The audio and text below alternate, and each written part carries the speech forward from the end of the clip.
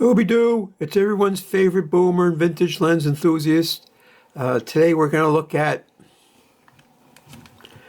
astrophysics, astroscope, electrophysics, 9350 fla-eos. It's got the Canon lens EF 24mm 1:1.2, and it's on the Rebel T1i. I bought this a long time ago. I'm going to take this lens off. In fact, I'm going to take it off the camera too. That's a relay lens. That's the, I don't know if you can see that, but that's the ITT night vision intensifier tube. So let's take this off.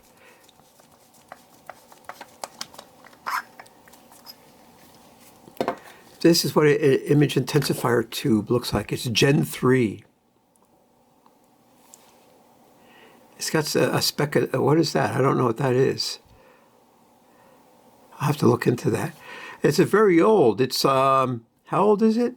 I made this movie that we're going to look at in 2015, but I had a number of years before that. So I'm going to put it back together. So, model 9350 CIUE Select Pro, and this reference number, I don't know what that means. I believe it's an ITT Pinnacle.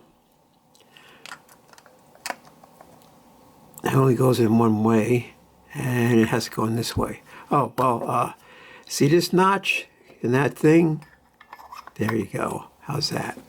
Then this goes into here. Don't want to cross thread this bad boy. Yeah, there we go. It has a pass-through so the camera can do everything. It powers the image intensifier tube. The autofocus will work under certain conditions, and you can set the aperture through the camera. And you have to on these lenses. So what is the bottom dollar? Bottom dollar is I tried this with an XTI, but that didn't have movies. And what you had to do is you had to take like 3 pictures, and then you would have to average them in some sort of image processing software to get rid of noise, because these things are very noisy.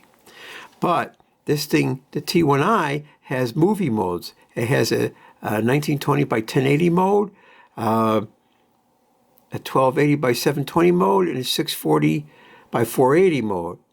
If I was to put a brand new charged up battery into this and put this thing on here, and I want to take a night vision movie, I can only get 2 minutes worth of video, and then the battery would be dead.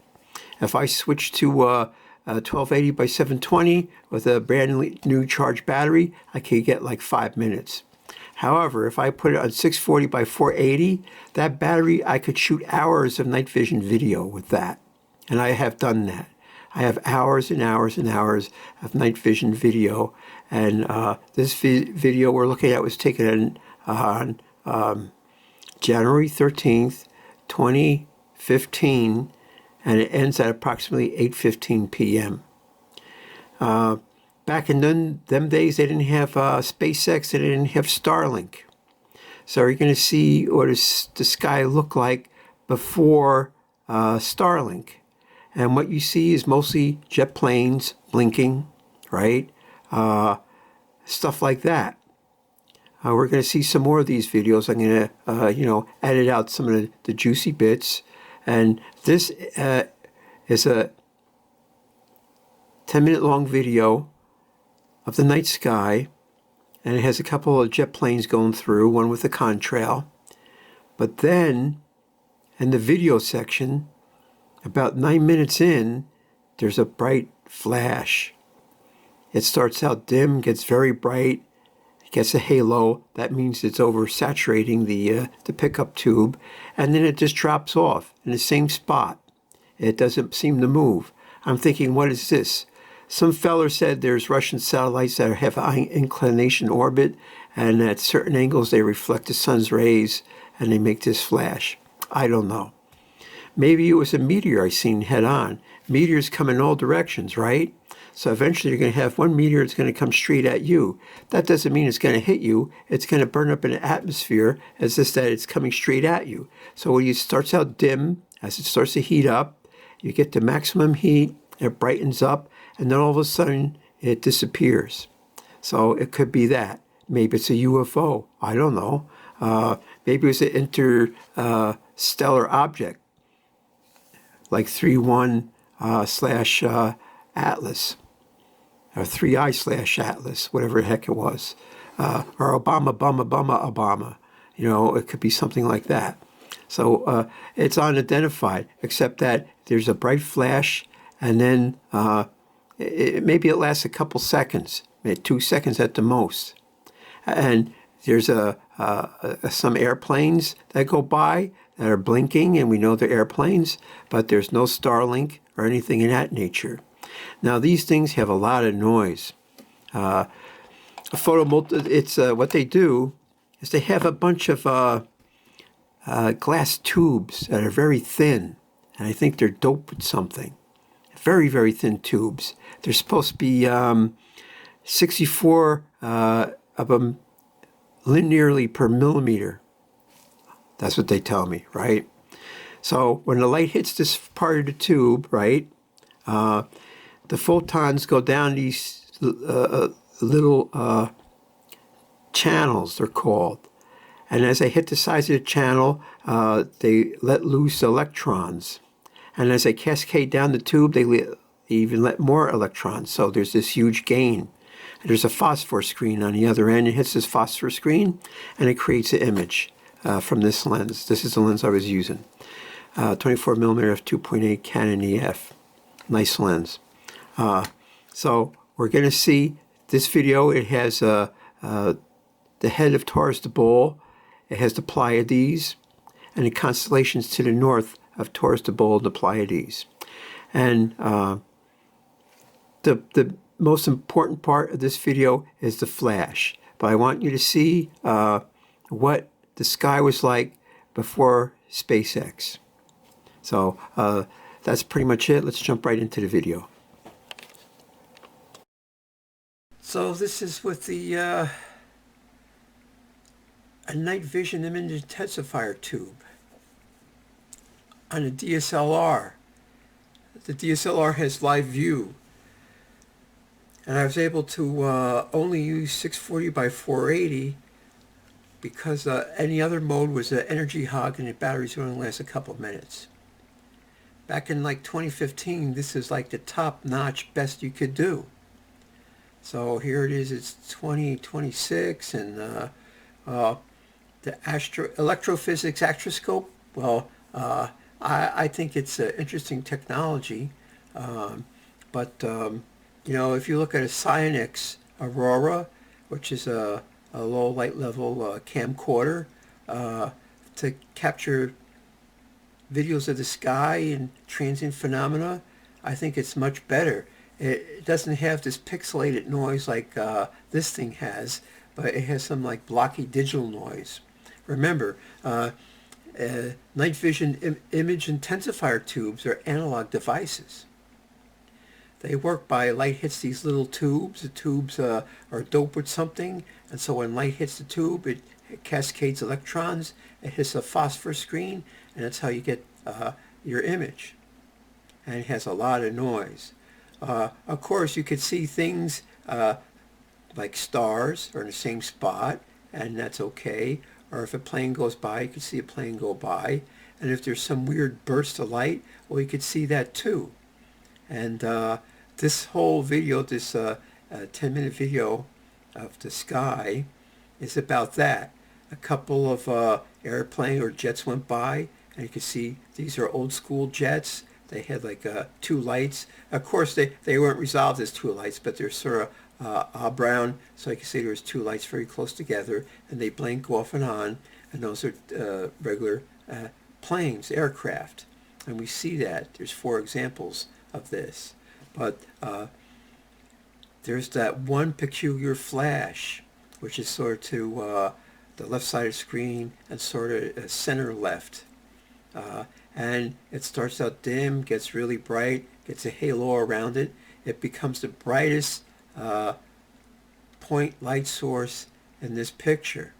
And it only lasts like, what, 2 seconds? And then it fades away. And who knows what it is. I like to think that it was a meteor that was coming straight at me. And I was looking right down its flight path. And all I saw was like something started out dim, got bright, and then collapsed. Rather than seeing a streak go by. That's, but you know, you can interpret it any way you want. So I have hours of video that, oh yeah, only now I'm going to start looking at it, and I'm going to start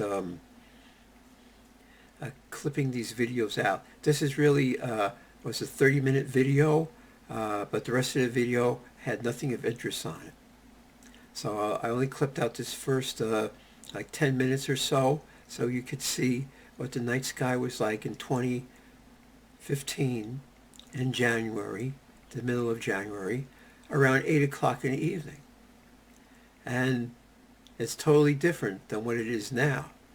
Now, I may have pointed this in some other directions and at other times of the year, and we'll see what comes up.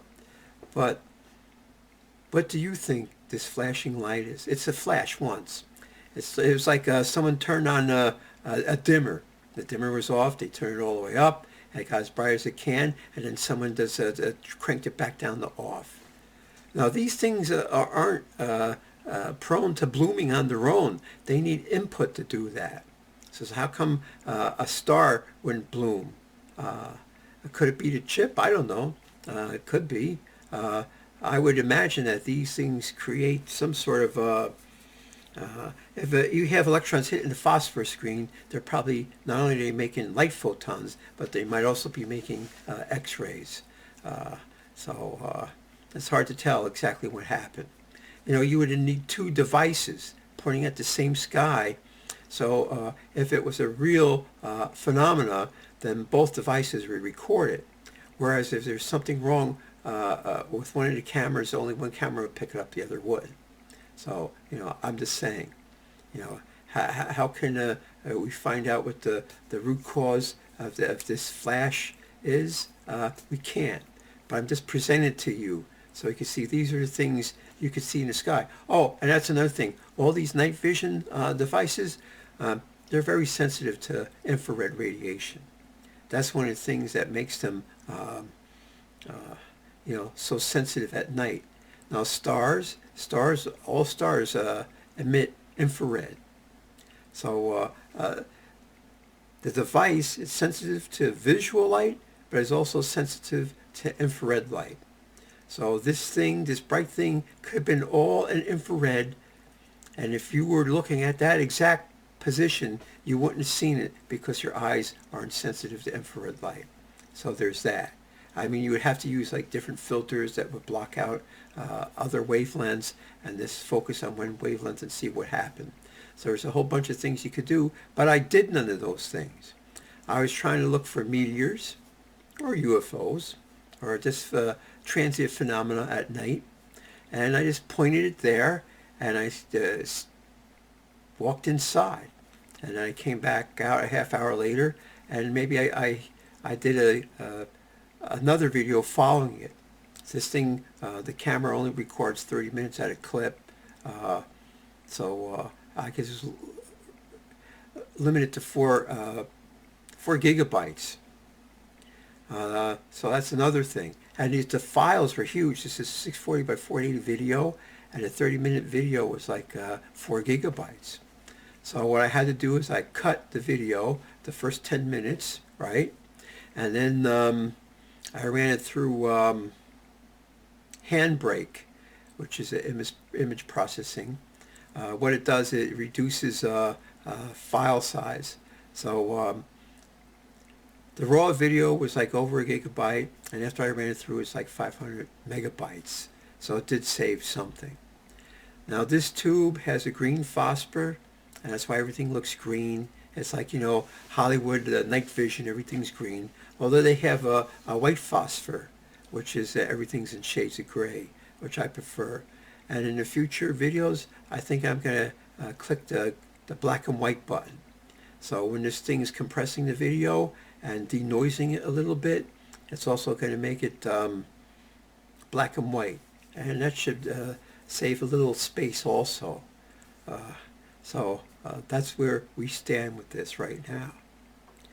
Now, today, with the Sinus aurora, you could point it in almost any direction and see all sorts of strange lights moving in the sky, which is Starlink mostly, but it could be other things. So they could have set all these Starlink satellites up to mask UFOs. Like, what if there's fleets of UFOs and people say, "What's that? What's that?" Well, what do we do? Oh, let's send up thousands of Starlink, and we can say it's all Starlink, and don't worry about it. Just go away. Don't worry about it. So there's that. But the night sky, used to be very boring. You would see jet planes go by, and occasional meteor, or some strange light like this, and that was it. But now, at any night, you could see these Starlinks flitting around. And it's only just Starlink. I know I say it over and over again, but the Starlink, there's GPS, American GPS, there's Russian GPS, there's European GPS, there's even Chinese GPS. And the Chinese want to put more of their constellations up in the sky. Say Elon Musk, he wants, I think there's like 7 or 10,000 up already. He wants to double it. Well, the Chinese, they want to quadruple it. So it would say there's 20,000 Starlink and 40,000 Chinese, and you're talking 60,000 spots that's flitting around over and over again. So in a way, this is vintage archival footage of what the night sky used to be. And I'll tell you, you used to see a satellite, and people say, "Oh, I seen a satellite. Ooh, look at me." And if you're at an astronomy place, and there's always someone say, "Oh, look, there's a satellite." And it's a dim little dot, and you can watch it move. And now there's like Brazilians of these Starlink thingies. I call them thingies. And they must have an engine because they move around in different orbits. Well, don't worry, there'll be more coming.